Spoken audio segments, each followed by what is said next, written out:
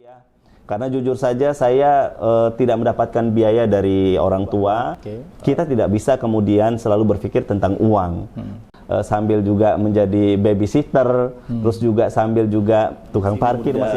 Keteguhan hatinya sangat luar biasa, ingin mendirikan yayasan dan perguruan tinggi. Great leaders is not talking about positions, names, attribute, and so on. But it is. Disinilah kemudian kenapa saya selalu mengatakan bahwa keberkahan itu akan selalu hadir ketika kita selalu bisa membantu dan meringankan orang lain. Betul sekali.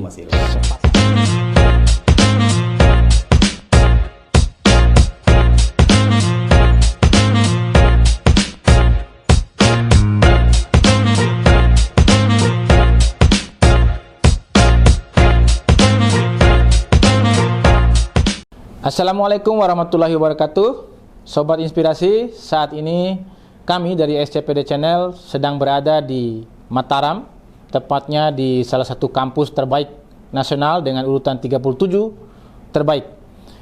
Oleh karena itu, kita akan sama-sama berbincang dengan salah satu direktur daripada kampus ini, yaitu kakanda saya juga sendiri yang berasal dari Desa Dena, sangat dekat dengan saya tentunya. Beliau adalah salah satu tokoh muda, tokoh terbaik tentunya di daerah wilayah Madapangga, Kabupaten Bima, yang hari ini telah prestasinya cukup sangat bagus di kancah nasional maupun internasional. Kita sama-sama menyaksikan, Sobat Inspirasi, beliau adalah Mumadena atau yang lebih dikenal dengan Samsurya Sadakah. Sudah doktor tentunya ya. Oke, Assalamualaikum Uma, apa kabar? Waalaikumsalam warahmatullahi wabarakatuh. Apa kabar Mas Irwan? Baik, alhamdulillah. Sangat-sangat baik. Jadi senang sekali nih Uma, kita mungkin tidak perlu seserius orang-orang yang kemarin-kemarin saya ajak bicara ya. Karena saya tahu kita ini sudah dekat sejak SMP kemudian SMA. Jadi Sobat Inspirasi, beliau adalah kakak saya, kakak kelas 1 tingkat di atas saya. Kemudian saya di bawah beliau. Dan hari ini kami akan coba untuk mengulik prestasi gemilang beliau yang hari ini cukup baik di skala nasional maupun skala internasional. Oleh karena itu Umah, saya izin untuk bertanya terkait beberapa hal tentunya. Silakan. Yang pertama itu tentang perjalanan Mumadena sendiri. Saya panggil Mumadena ya, karena memang saya terbiasa dengan seperti itu. Baik. Walaupun beliau ini sudah menjadi seorang doktor, tidak tampak kesombongannya dengan keilmuannya maupun prestasi-prestasi yang beliau raih, tapi saya tahu selalu selama ini kita selalu saling komunikasi dengan cara yang tetap low profile seperti itu. Siap.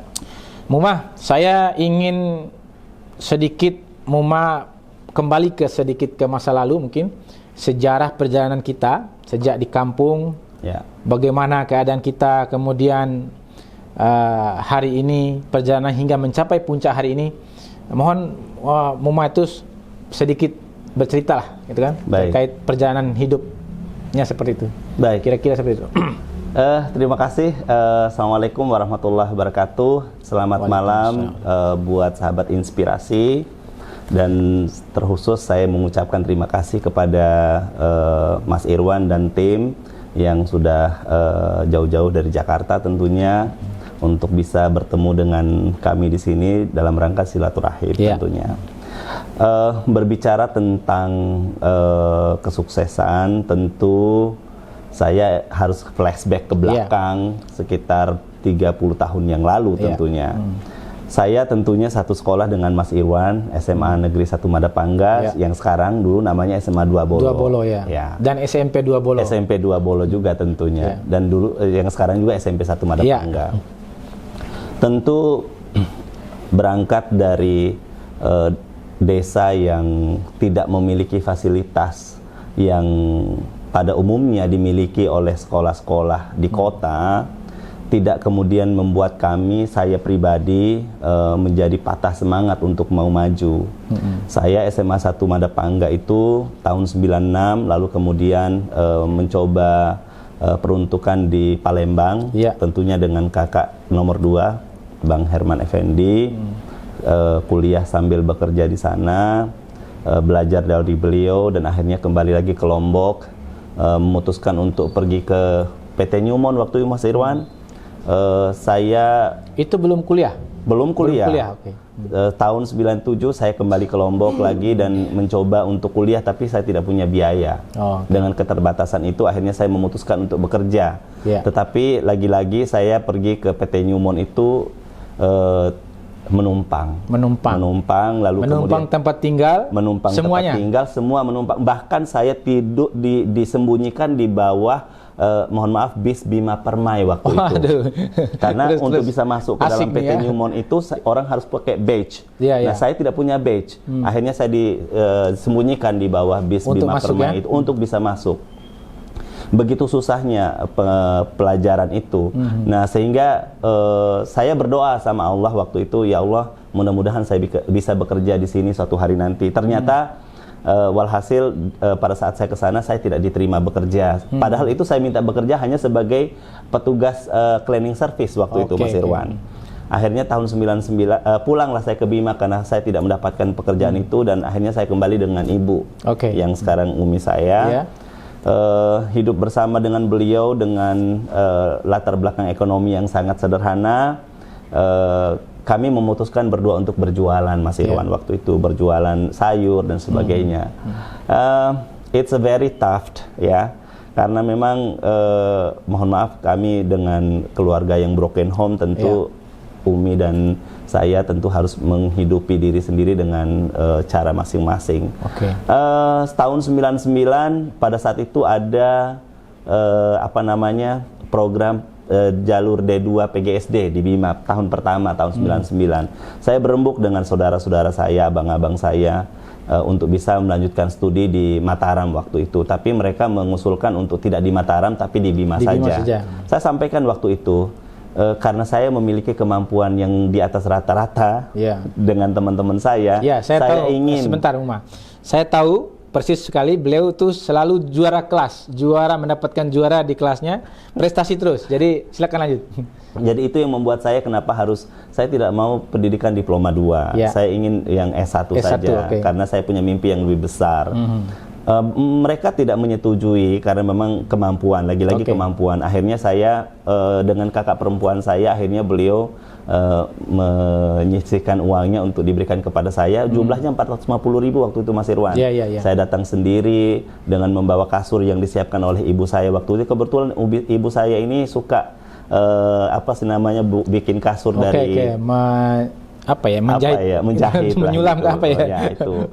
Akhirnya saya datang dan menumpang di saudara sepupu waktu itu, dan dari awal saja kisah saya itu sangat menyedihkan sebenarnya. Tapi anyway, saya menumpang, tidak lama kemudian saya pindah kos-kosan dan akhirnya mendaftar kuliah waktu itu.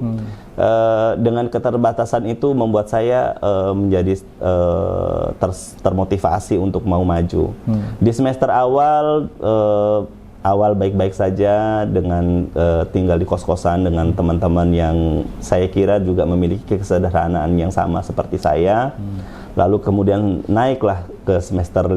Akhirnya alhamdulillah saya dapat beasiswa di kampus. Apa di Mataram? Dulu namanya beasiswa Super Semar, Om Irwan. Universitasnya?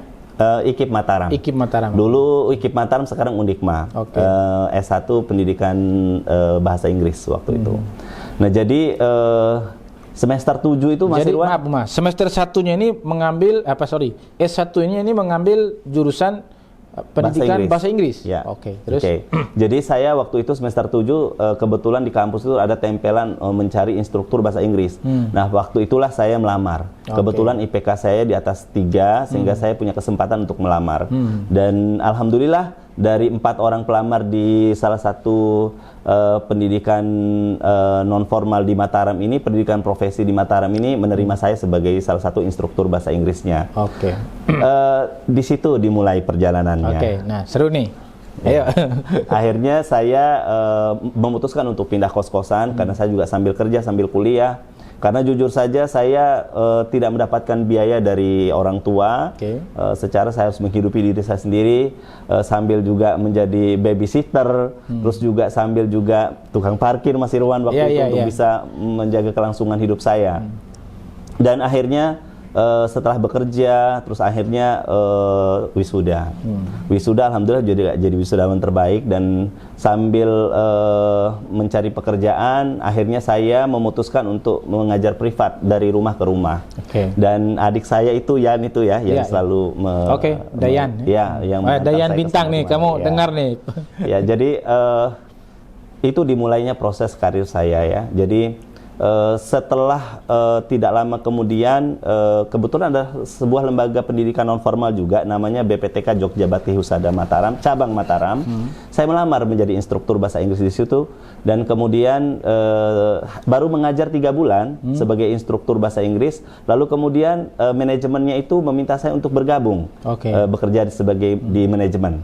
Nah, saya melamar dan akhirnya diterima. Lalu kemudian yayasan dari Jogja itu surprise, karena mereka melihat, loh ini ada potensi yang bagus ini.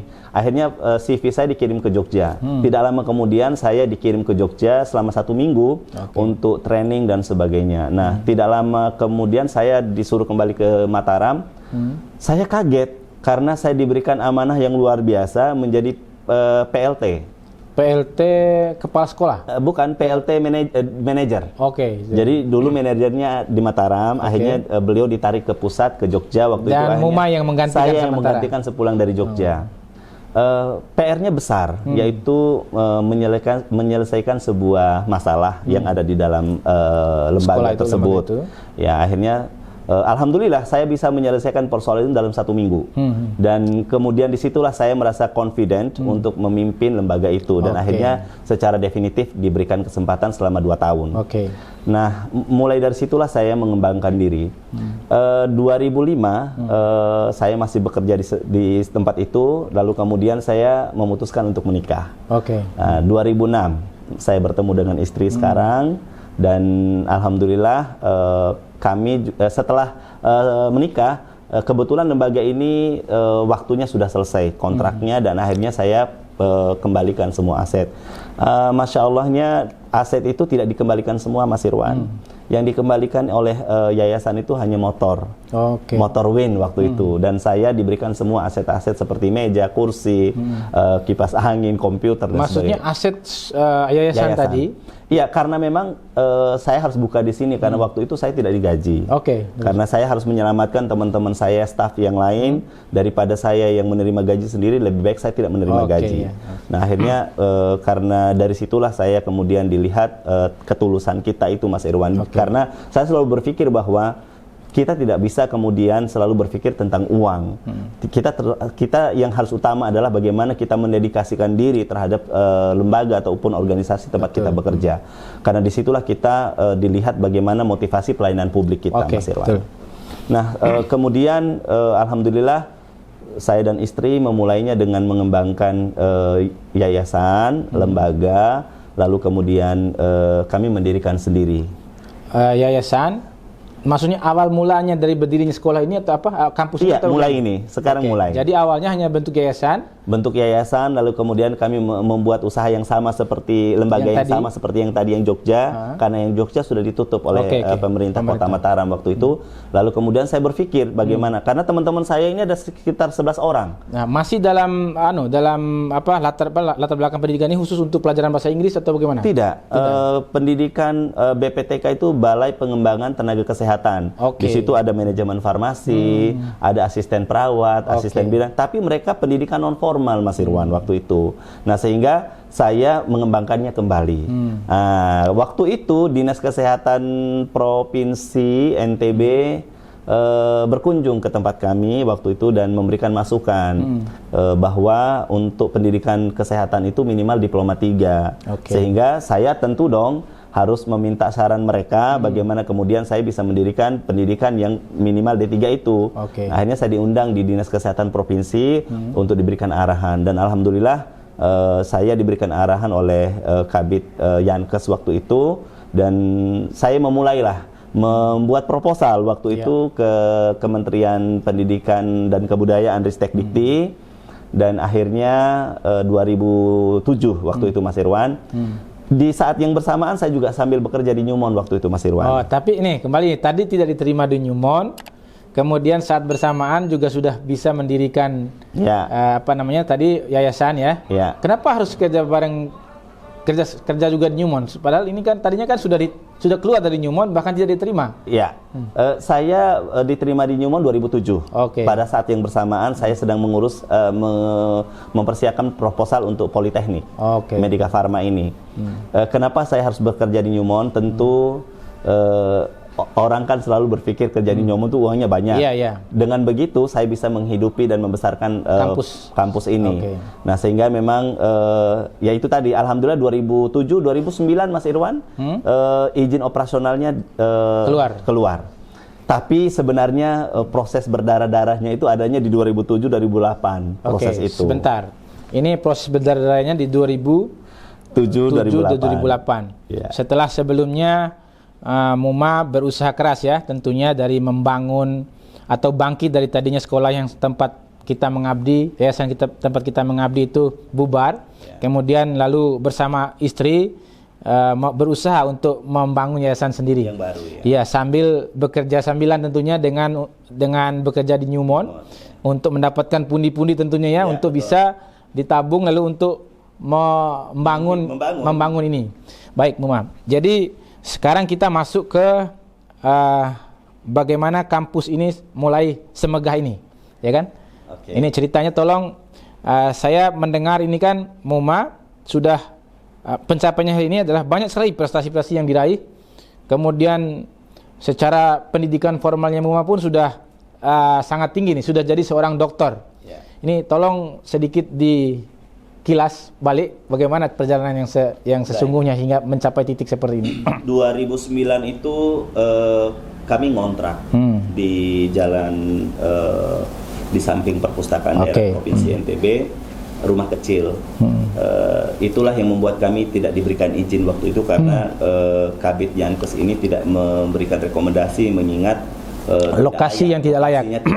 Karena memang itu bentuknya rumah bukan bentuknya sekolah. Nah, sehingga di proses itulah yang membuat saya harus berdarah-darah tadi, air mata itu. Kebetulan beliau orang Bima juga sebenarnya.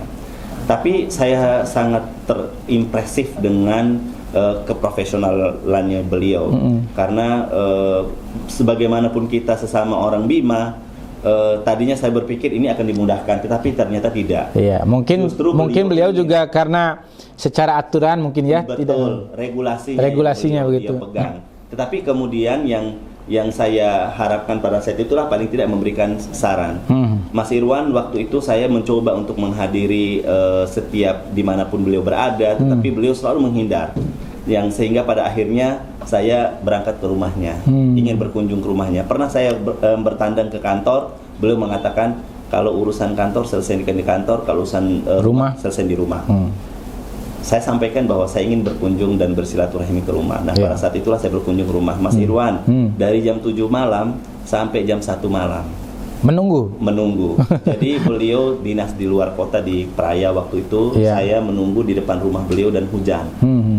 Bisa dibayangkan saya berdiri di depan pagar beliau sambil hujan-hujanan menunggu beliau. Pada saatnya beliau datang, akhirnya beliau masuk langsung dengan mobil. Apalagi di saat itu belum ada komunikasi seperti alat komunikasi seperti ini, belum kan? Ada. Jadi belum bisa kita bapak di mana atau belum. Dan saya nggak punya kontak.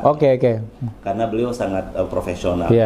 Nah, waktu itu saya menunggu hampir 2 jam. Dan hujan datang, terus kemudian beliau pun datang masuk ke dalam rumahnya dengan mobil dinasnya tanpa saya dipersilahkan masuk. Akhirnya saya berdiri dan saya mencoba untuk mengucapkan salam, assalamualaikum berkali-kali sampai 5 kali kalau nggak salah. Dan luar biasanya istrinya yang mendengarkan salam saya dan akhirnya istrinya datang keluar. Oh, ada tamu. Iya, Bu, saya ingin bertemu dengan Bapak. Oh ya, sebentar gitu. Akhirnya saya duduk di emperan beliau. Padahal di situ ada kursi sebenarnya.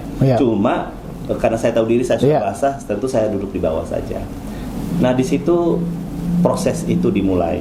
Saya menunggu beliau hampir 20 menit mengganti baju dan sebagainya. Itu jam 11 malam Mas Irwan. Dan akhirnya beliau keluar. Saya menyampaikan saya memberanikan diri untuk memanggil beliau itu, menegur beliau itu dengan panggilan Om. Oke. Assalamualaikum Om, maaf saya mengganggu, sudah malam, harusnya ini waktu istirahatnya Om dan sebagainya. Dan akhirnya ya ada yang bisa dibantu dengan cara beliau yang sangat ini ya. Orang Bima lah. Saya sampaikan begini, Om, mohon kami diberikan petunjuk terkait dengan proses rekomendasi dari Kementerian Kesehatan ini, bagaimana seharusnya dia tidak memberikan celah sedikit pun. Ini harus sudah punya yayasan, duit kamu berapa dan sebagainya.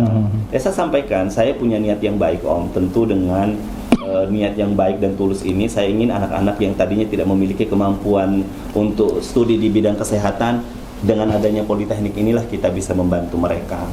Dan beliau menyampaikan bahwa tidak semudah itu dan sebagainya. Intinya bahwa sepertinya beliau itu tidak memberikan harapan sebenarnya, tetapi bagi saya itu adalah cambukan buat saya untuk bisa berbuat lebih besar. Dan bagaimana caranya supaya beliau ini bisa memberikan saran kepada saya how to solve this problem. Itu loh poin saya. Akhirnya hampir 1 jam Mas Irwan waktu itu beliau tidak memberikan masukan apapun. Tibalah saatnya saya menyatakan begini, Om, sebagai orang Bima, saya bangga sama Om itu karena keteguhan hatinya untuk mempertahankan profesionalismenya. Tetapi apakah Om tidak melihat bagaimana kesungguhan hati saya untuk kemudian nantinya ketika Om ini nanti sudah tidak lagi ada di Mataram sebagai pejabat atau pensiun, istirahat, kami juga ingin seperti Om yang tentunya nanti suatu hari nanti bisa membanggakan orang Bima yang kemudian bisa survive di kota Mataram yang kata orang ibu kota lebih kejam daripada ibu tiri. Sampaikan begitu. Akhirnya beliau mulai tertegun waktu itu, dan sehingga beliau mulai menyampaikan, ya sudah kalau begitu cari, tantangannya adalah cari yayasan atau pondok pesantren atau sekolah yang tidak aktif, dan itulah kamu pakai untuk permohonan awal. Dan akhirnya saya berpikir begini, bagaimana caranya? Tapi buat saya itu sulit. Tapi saya katakan ke beliau, oke, kalau memang begitu Om, mulai minggu depan saya akan kabarkan ke Om bahwa kami bisa mendapatkan itu. Sebentar, Om tadi, apakah hari ini masih hidup? Iya. Unfortunately beliau sudah meninggal. Innalillahi wa inna ilaihi raji'un. Inilah kemudian yang ingin saya sampaikan kepada Mas Irwan bahwa di saat hampir mau masuk ke jam 1, beliau menyampaikan bahwa saya bangga sama Adinda Sam ini karena masih muda, keteguhan hatinya sangat luar biasa, ingin mendirikan yayasan dan perguruan tinggi, dan akhirnya beliau memeluk saya waktu itu Mas Irwan. Pada saat beliau memeluk saya itu beliau menyampaikan begini, saya titipkan politeknik ini kepada Adinda Sam, dan saya yakin suatu hari nanti politeknik ini akan bisa besar dengan saya melihat keteguhan hatimu. Dan itu yang membuat beliau dan saya itu sambil menangis berdua. Nah akhirnya tanpa kita sadari istrinya keluar, ya sudah malam, ya udah akhirnya kami pulang, dan 1 minggu kemudian saya dengar kabar bahwa beliau dilarikan ke Rumah Sakit Umum Provinsi di IGD, dan saya shock mendengar kabar bahwa beliau meninggal. Oh, jadi tidak jauh dari saat pertemuan, tidak lama ya? Saya bertamu ke rumah beliau, itu yang membuat saya, ya Allah, kenapa saya tidak bisa menunjukkan kepada beliau bahwa ini sudah saya bisa. Seperti ternyata itu pesan terakhir buat saya, dan itu yang membuat saya sampai dengan hari ini yang selalu memotivasi saya bahwa Om, saya sudah bisa mewujudkan apa yang menjadi harapan Om pada saat itu. Tapi memang saya yakin walaupun beliau sekarang sudah Sobat Inspirasi, walaupun beliau sekarang sudah tidak ada ataupun tidak melihat secara fisik, saya yakin beliau di sana bangga melihat ini, dan atas nasihat dan juga saran dari beliau tadi, saya yakin itu akan menjadi amal jariah juga buat beliau. Pasti. Karena hari ini melalui kampus yang berdiri hari ini di sini, kemudian atas sumbang saran dari beliau tadi, telah lahir banyak sekali tenaga-tenaga kesehatan yang kemudian telah juga memberikan banyak sumbangsi kepada masyarakat, tentunya dalam hal pelayanan kesehatan. Betul. Oke, jadi Mumah, hari ini saya ingin tanya, pertama terkait dengan tadi sudah kita lalui bahwa ini kampus sudah berdiri.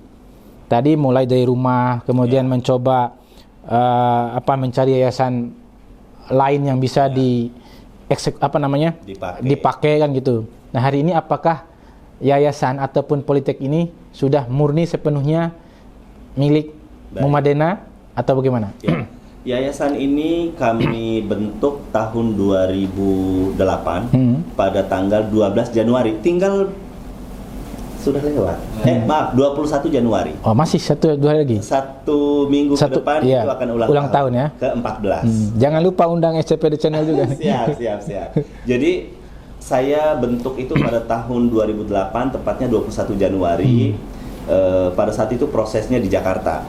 Itu kita bikin yayasannya di Jakarta. Di Jakarta? Ya, di Jakarta, di Tangerang. Kebetulan. Tapi domisilinya di sini dong? Domisilinya di sini. Maksudnya notarisnya di sana? Notarisnya di sana. Nah, itu kebetulan saya selaku pembina yayasan, dewan pembina, terus dewan pengawas itu kebetulan istri, dewan pengurus itu ipar, dan ipar juga ketuanya, sekretarisnya ipar juga, dan bendaharanya kakak saya, Pak Herman. Oke. Ya, Bang Herman Effendi. Iya, jadi memang yayasan ini memang kita yayasan keluarga, sehingga memang di bawah yayasan inilah Politeknik Medika Farma Husada Mataram ini bernaung. Oke, selanjutnya terkait dengan udah masa wisuda keberapa kali nih? Atau berapa jumlah mahasiswa yang alumninya yang sudah? Alumni kita sudah hampir 900 orang dan itu tersebar di seluruh Indonesia. Ada di Jakarta, Mas Irwan. Untuk berapa angkatan itu? Kita sudah masuk ke angkatan yang ke-11. 11 tahun berarti? Iya. Dia sudah 13 tahun, Mas Irwan. 13 tahun. Ya. Jadi wisudanya sudah 11 kali ya? Ya. Nah, hebat sekali nih Sobat Inspirasi. Ya. Oke, Muma, lihat nggak belakang ini banyak sekali bendera-bendera, entah dari ini ada Jepang, kemudian ini apa ini? Warna kuning ini. Entahlah Sri Lanka apa Brunei ya. Ya. Jadi ini semua saya yakin ini bendera-bendera ini tidak dengan sendirinya hadir di sini kecuali ada latar belakang prestasi yang dicapai. Tolong Muma jelaskan sedikit bagaimana sumber-sumbernya bendera ini kok bisa ada di mejanya Mumadena nih. Baik. Alhamdulillah pada tahun 2015 saya tergabung di Asosiasi Pendidikan Tinggi Teknologi Laboratorium Medik Indonesia, asosiasi pusat, dan saya pada saat itu dipercayakan untuk menjadi ketua bidang kerjasama dalam dan luar negeri. Nah, pada tahun 2017 kemudian saya diberikan kepercayaan oleh ketua saya waktu itu menjadi wakil ketua bidang kerjasama dan dalam dan luar negeri. Nah, pada saat itu kebetulan asosiasi kami ini ada internasional asosiasinya, namanya ASEAN Association of School of Medical Technology yang home base-nya itu di Filipina. Nah, pada saat itulah saya diperintahkan, didelegasikan oleh Indonesia untuk mewakili Indonesia ke Filipina, ke Vietnam waktu itu. Nah, pada saat itulah saya kemudian diangkat menjadi auditor.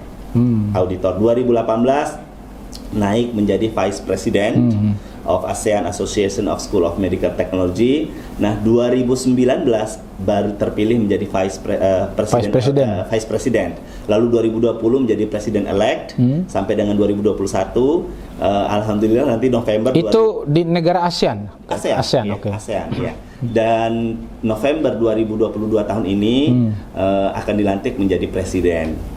Tentu nanti kegiatan itu akan dilaksanakan di Indonesia dan tentu di Lombok. Ya, sementara presiden dalam perserikatan tentang kampus medikal ya. Medical. Nanti ke depan saya doakan beliau jadi presiden Republik Indonesia. Amin. Oke? Ya harus dong, kita harus optimis gitu. Mau jadi presidennya, saya wakil presiden boleh lah ya. Sama-sama anak desa loh, sama-sama anak Madapangga, kita siap jadi presiden dan wakil presiden. Oke, Uma? Tapi saya salut dengan beliau, yang luar biasa. Oke, Uma, jangan bicara saya nih kali ini, bukan kesempatan saya nih ya, Uma ya. Oke, Uma, tadi Muma, sudah banyak tadi kisah yang kita ceritakan. Apa sebenarnya mimpi Muma ini? Kok bisa? Pertama saya melihat ini kan sebetulnya harusnya sudah cukup. Saya lihat saya udah pernah ke rumah beliau, rumahnya megah sekali. Kemudian kampus ini sudah berdiri beberapa gedung. Beberapa tahun lalu kalau nggak salah ya. Saya datang masih yang depan ini, tapi belakang sudah ada dibangun lagi ya, yang baru. Dan baru diresmikan kemarin oleh gubernur dan wakil gubernur. Dan di sana juga ada lahan kosong. Ya. Sebelum saya tanya, ini apa milik sendiri semua sudah? Iya, sudah milik semua. Masya Allah, itulah Sobat Inspirasi. Tidak ada kata tidak mungkin. Totalnya 75 area. 75 semua nih. Semua. Masya Allah. Jadi alhamdulillah semuanya bisa tercapai. Tapi yang kembali tadi, sebetulnya mimpi Muma itu seperti apa? Nah, satu sebenarnya kalau berbicara tentang mimpi itu, berbicara mimpi saya hanya ingin bermanfaat untuk orang banyak. Karena sekali lagi, apalah artinya kita memiliki banyak hal, tetapi kemudian tidak bisa dimanfaatkan oleh orang banyak. Jadi sebaik-baiknya umat adalah yang bermanfaat untuk orang banyak. Okay. Jadi itu yang selalu saya pegang dalam diri saya. Terkait dengan mimpi-mimpi yang lain, saya kira apapun itu ke depannya, pasti saya ingin diri saya ini saya manfaatkan untuk didedikasikan untuk kemanfaatan, betul-betul kemaslahatan. Mendedikasikan. Mau itu dimanapun saya ingin mendedikasikan diri saya untuk orang banyak. Saya melihat ini kan ada gerakan politik juga ini kan. Apakah memang tujuannya memang sudah mengerucut nih?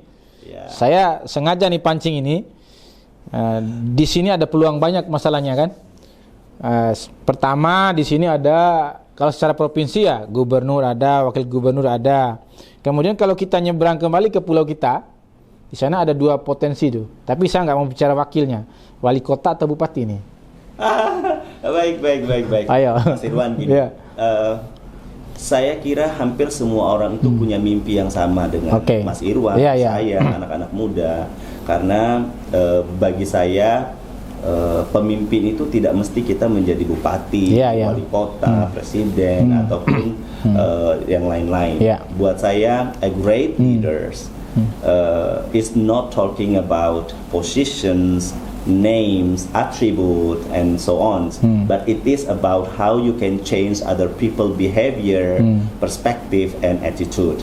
Jadi kalau saya bisa bahasakan dalam bahasa kita orang Bima, pemimpin itu tidak selalu berbicara tentang posisi, jabatan, dan atribut, tetapi lebih kepada bagaimana mereka bisa merubah perspektif orang lain, cara berpikir orang lain, paradigma berpikir orang lain, dan tingkah laku orang lain. Ketika kita mampu merubah orang lain dalam perspektif yang tadi itu, we are the great leader. Itulah pemimpin. Jadi saya kira semua kita adalah pemimpin.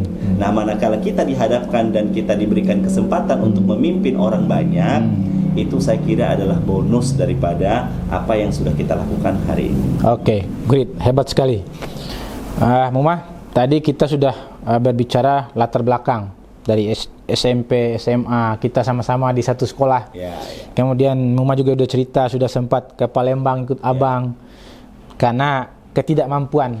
Dan itu terjadi juga sama saya, ya kan? Ada cita-cita yang luar biasa sama dengan saya waktu itu, ingin sekolah. Dan saya juga tidak mampu, orang tua saya tidak mampu sekolah, sampai dibohongi oleh orang tua saya agar datang ke Jakarta, nanti kamu sekolah di sana. Sampai saya di sana, saya tidak disekolahkan. Nah ini hampir sama juga kejadian saya Muma kan. Jadi, tapi hari ini yang patut saya banggakan, Muma, saya beberapa waktu lalu sempat juga mengucapkan ya, bahwa Muma hari ini telah bergelar seorang doktor. Ya kan? Tolong sedikit Muma ulas atau ceritakan bagaimana tentang latar belakang pendidikan Muma. Mas Irwan, saya waktu SMP itu punya mimpi menjadi seorang profesor. Jujur saja, karena memang saya sendiri pun tidak paham itu apa itu profesor. Waktu zaman kita SMP kan apa sih? Ditanya aja, mau jadi profesor gitu. Betul. Mau jadi apa? Kalau sudah besar saya mau jadi dosen dan profesor.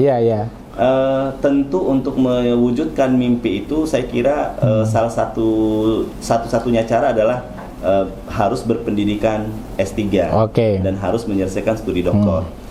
Pilihan saya banyak pilihannya waktu itu, ada ke UNER, ada ke Brawijaya, tetapi ada ke Udayana juga. Tapi pilihan saya jatuh cinta sama Universitas Hasanuddin Makassar. Di Makassar. Iya, karena Kota Daeng. Karena memang kota itu kota impian saya sebenarnya dulu. Dan punya sejarah hubungan antara budaya, emosional juga ada dari sana, kultur budaya semua. Karena kota Daeng ini kulturnya hampir sama dengan kita di Bima.